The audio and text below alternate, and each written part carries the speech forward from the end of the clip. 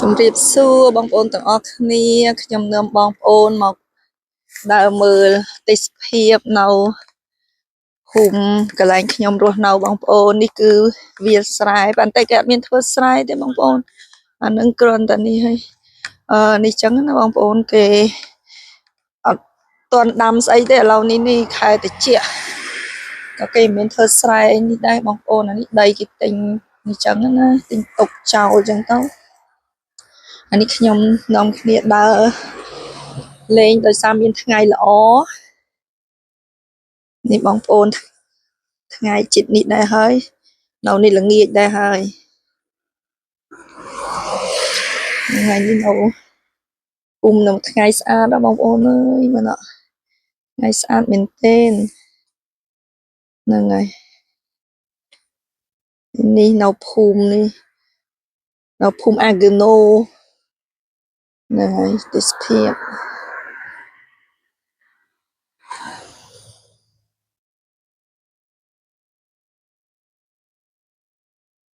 នេះល្ងាចហើយបងប្អូនថ្ងៃចិត្តលិចហើយ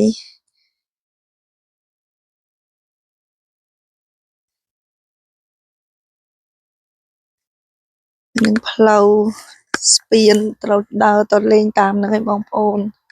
ចឹងថតឲ្យបងប្អូនមើលទេសភាពនឹងបន្តិច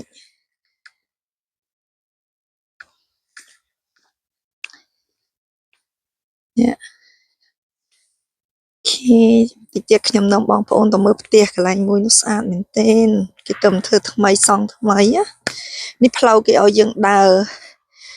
ចឹងមានផ្លូវឡាននេះផ្លូវឡាននៅខាងនោះខ្ញុំដើរនៅផ្លូវនេះ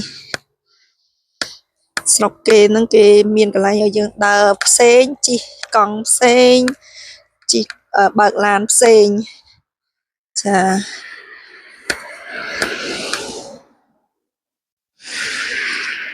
ហេហ្នឹងហើយបងប្អូនឃើញនេះគេគូសរូបកង់អញ្ចឹង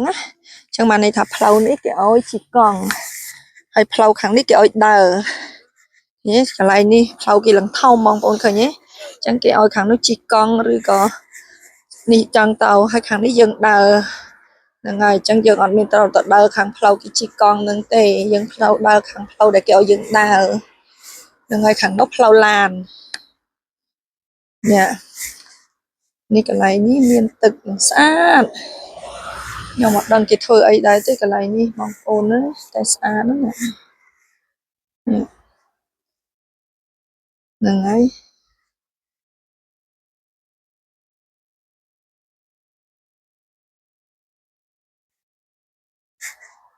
ហ្នឹងហើយអញ្ចឹងនេះកន្លែងហ្នឹងគឺផ្លូវឡានឡើងស្ពានចាអញ្ចឹងនេះខ្ញុំកំពុងតែដើរនៅលើស្ពានគេឲ្យយើងដើរខាងនេះហើយខាងហ្នឹងយើងជិះឡានអញ្ចឹងទៅមេឃស្អាតណាបងប្អូនឥឡូវម៉ោងនេះម៉ោង6ល្ងាចចាអញ្ចឹងបានថ្ងៃជិតលិចហើយមិញហ្នឹងហើយមើលមានខែរះបាត់ហើយបងប្អូនណាម៉ោង6មានថ្ងៃមានខែក៏រះថ្ងៃក៏រៀងចង់លិចខែក៏ចាប់ផ្ដើមរះថ្ងៃនេះខ្ញុំដើរឡើងស្ពានថ្ងៃនេះទេសភាពថតឲ្យបងប្អូនមើលនៅប្រទេសបារាំងនៅភូមិអាហ្គឺណូខេត្តស្ត្រាសប៊ូចឹងខ្ញុំកំពុងតែដើរឡើងស្ពានដោយសារថ្ងៃនេះថ្ងៃល្អហើយចឹងខ្ញុំក៏ដើរចេញដើរលេងបន្តិចពេលល្ងាចឡើងដើម្បីស្រូបយកខ្យល់អាកាសព្រោះធ្វើការ6ថ្ងៃថ្ងៃទី7គឺឈប់សម្រាកថ្ងៃអាទិត្យអត់ធ្វើការទេនៅនេះ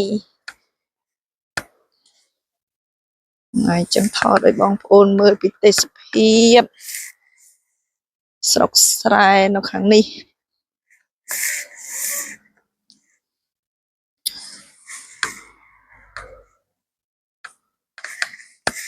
ខ្ញុំស្រឡាញ់ផ្ទៃមេឃហ្នឹងស្អាតណាស់បងប្អូនស្អាតមែនទែនហ្នឹងណា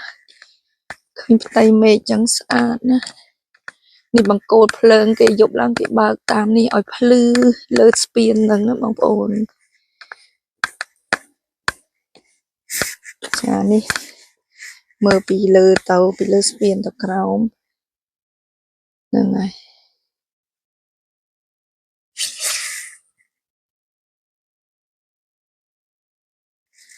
អូខេ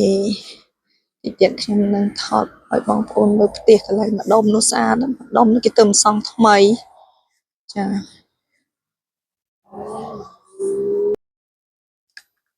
នេះបងប្អូនកន្លែងនេះថ្នល់ទេភ្លើងណានៅខាងក្រោមស្ពានអញ្ចឹងមាន3ខ្សែគេបងប្អូនខ្ញុំឈរពីលើនេះនៅលើស្ពានហើយខាងក្រោមនេះមានថ្នល់ទេភ្លើងចាថ្នល់ទេភ្លើងនេះមាន3បងប្អូនឃើញទេចាហើយនេះគឺនៅលើស្ពានដែលខ្ញុំកំពុងតែដើរនេះចាហើយខាងនោះថ្នល់ឡានបងប្អូននេះគេបើកឡាននៅខាងនៅចឹងនេះមានផ្លូវដើរនិងផ្លូវជិះកង់ចឹងខាងស្ដាំខាងនេះខ្ញុំគឺផ្លូវជិះកង់ហើយខ្ញុំឈរនេះផ្លូវខ្ញុំដើរហ្នឹងហើយចាបងប្អូននេះបងប្អូនឃើញទេផ្ទះម្ដុំនេះស្អាតណាបងប្អូន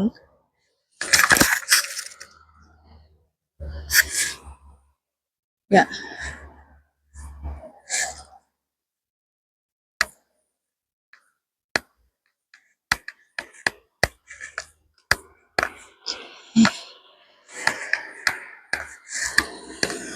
កន្លែងនេះមានទឹកក្លុកមួយតែមានទឹកនេះគេប្រើធ្វើអីទេបងប្អូន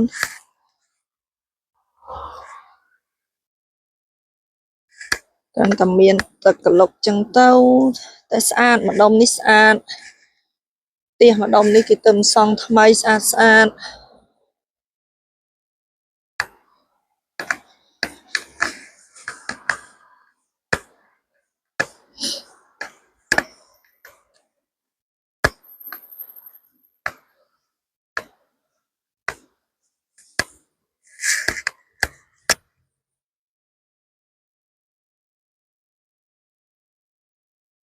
បងប្អូនឃើញនេះផ្ទះម្ដុំនេះស្អាតមែនទេណា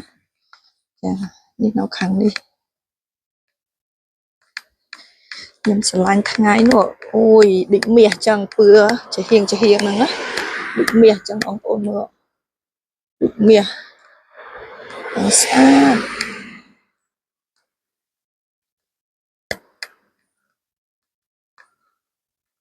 អូនយន្តហោះកំពុងតែហោះមិនឃើញអត់ទេបងប្អូនអើយខ្ពស់ពេកមើលអត់ឃើញយន្តហោះទូចមែនទេយន្តហោះនោះ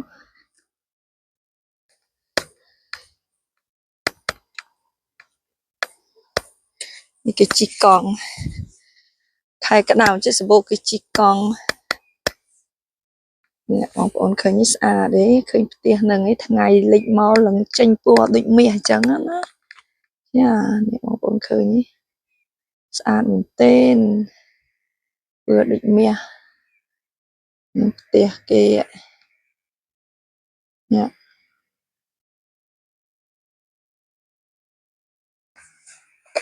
ហ្នឹងហើយអញ្ចឹងនេះកន្លែងនេះផ្លូវដើរដែរ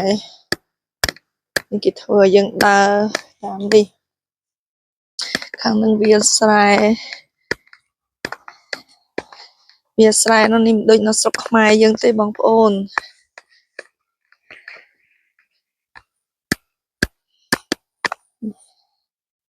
គេដាំដើមឈើគៀននឹងអញ្ចឹងទៅដើម្បីឲ្យមាននេះល្អកុំអោយតែផ្ទះសុទ្ធណាបងប្អូននៅស្រុកនេះគេមានផ្ទះមានតែគេអត់កាប់ដើមឈើចោលអស់ទេព្រោះដើម្បីឲ្យវាមានខ្យល់អុកស៊ីហ្សែនដើម្បីឲ្យវាមាននេះមកល្អកុំឲ្យវាមានពេលឡានផ្សែងពុលអីមកអញ្ចឹងវាប៉ះពាល់សុខភាពអញ្ចឹងបានជាគេដាំដើមឈើនៅនេះគេចូលចិត្តដើមឈើបងប្អូននេះស្អាតទេបងប្អូនផ្ទះគេនៅនេះនៅស្រុកខ្មែរយើងគេហៅបូរីឯងបងប្អូនហ្នឹងហើយបូរីមួយអញ្ចឹងណាចា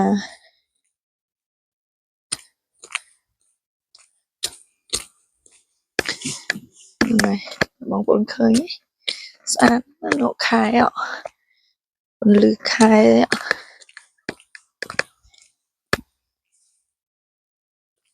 នេះផ្ទះនេះបងប្អូនផ្ទះស្អាតណានេះ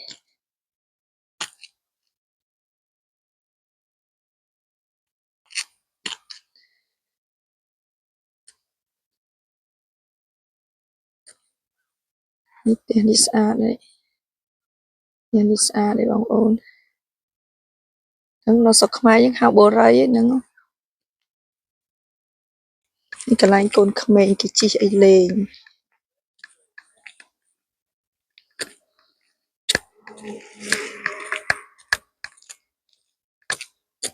គេជិះកង់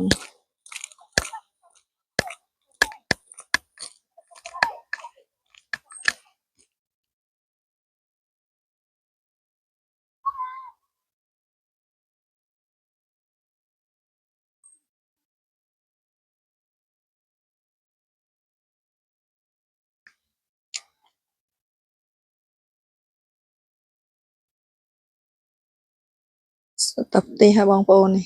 គេទៅសង់ថ្មីផ្ទះហ្នឹងណាកន្លែងនេះកូនកាត់ជិះកង់នេះ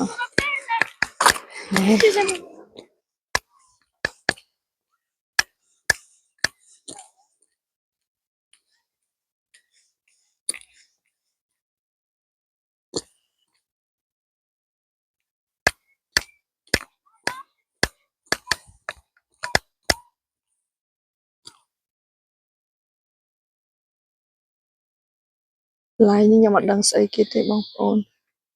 ថតច្រើនឲ្យបងប្អូនមើលពីទេសភាពនេះគេកំពុងតែជួសកំពុងតែសាងសង់ចឹងបានជាដីនេះគេអត់ទាន់ចាក់ស៊ីម៉ងអីល្អឯងបងប្អូនដោយសារតែគេកំពុងតែសាងសង់ហ្នឹងហើយនេះកំពុងតែសាងសង់ថ្មីបងប្អូនខ្ញុំថតឲ្យបងប្អូនមើលទេសភាព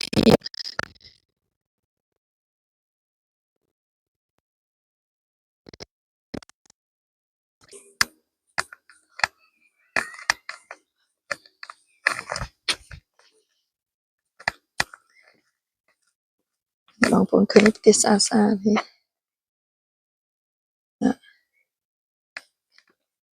ផ្ទះនៅស្រុកប្រាំងនឹក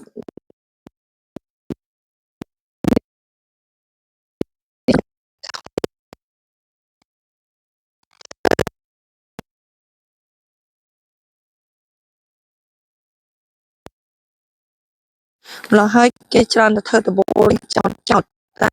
គេអត់សុំមានទៅកត់ធ្លាក់ទេអញ្ចឹងឥឡូវគេធ្វើដំបូលមានកាត់ចំណេះឲ្យស្អាត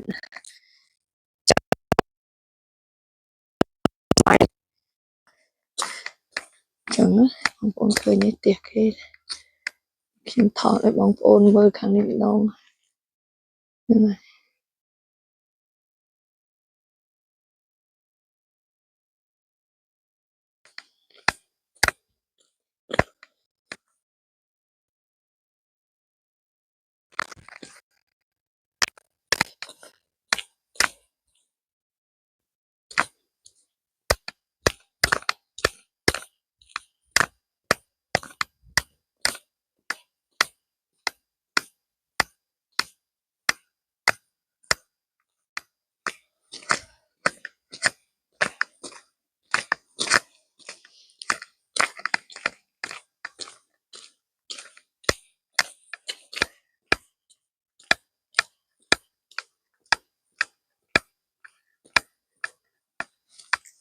សម្លាញ់ផ្ទះចឹងចឹងបងប្អូន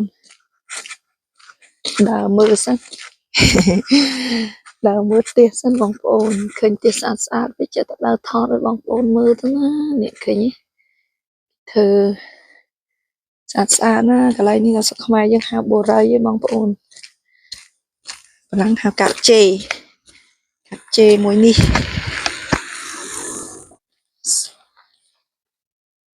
អានេះគេឲ្យយើងចោល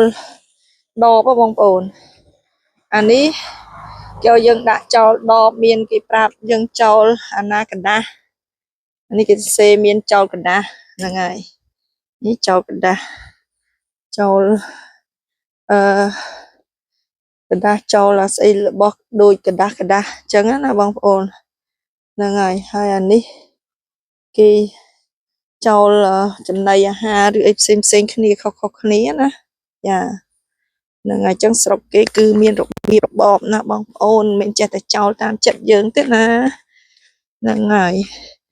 ហើយអាធុងមួយនេះគេស្រាប់ចោលពេលណាយើងញ៉ាំអាហារអីដែលសល់ដូចជាបាយដូចជានំប៉័ងអីយើងយកមកចោលនៅក្នុងនេះទៅអានឹងផ្សេងទៀតអញ្ចឹងណាបងប្អូនតែគេគឺអនាម័យត្រឹមត្រូវបងប្អូនមិនចេះតែចោលតែពីតាពះទេស្អាតប្រទេសគេស្អាតហ្នឹងបងប្អូនគេជួយសម្រាប់នេះហើយនេះប្រអប់សបុតនេះប្រអប់សបុតសម្រាប់ម្ចាស់ផ្ទះនៅក្នុងនឹងអញម្នាក់មួយចឹងទៅនឹងឯនេះខ្មៅនេះណាចានេះផ្ទះនេះនៅក្នុងនេះអញ្ចឹងគេដាក់អបសបុតខាងក្រៅមកគេយកសម្រាប់ផ្ទះខ្ញុំស្រឡាញ់ដែរតើបងប្អូនដើរមើលសិនទៅណាបងប្អូនយើងសំលុយបានចាំមកទិញនេះបងប្អូនស្អាតទេបងប្អូនមើលជាមួយខ្ញុំដែរទៅពេលបងប្អូនមានលុយអីមកទិញមកទៅណាខ្ញុំថតឲ្យបងប្អូនមើលខ្លាចបងប្អូនណាពេញចិត្តអីចង់មកទិញផ្ទះនៅនេះមានផ្ទះស្អាតនេះបងប្អូនអាចមកទិញបានគេទៅតែចាប់ដើមសង់ឯងអញ្ចឹងបងប្អូនណាចង់មកទិញផ្ទះខ្លះមានផ្ទះលក់នៅអាហ្គណូហ្នឹងហើយបងប្អូនអញ្ចឹងខ្ញុំថតឲ្យបងប្អូនមើលអស់ហើយឥឡូវខ្ញុំដើរទៅផ្ទះវិញហើយខ្ញុំដើរមកជុំវិញនេះឲ្យបងប្អូនមើលណាហ្នឹងហើយអញ្ចឹងផ្ទះគេដាក់លក់មានលេខទូរស័ព្ទមានអីស្រាប់បងប្អូនណាចង់បានទេនេះខ្ញុំថតលេខទូរស័ព្ទឲ្យមើលយ៉ាហ្នឹងហើយ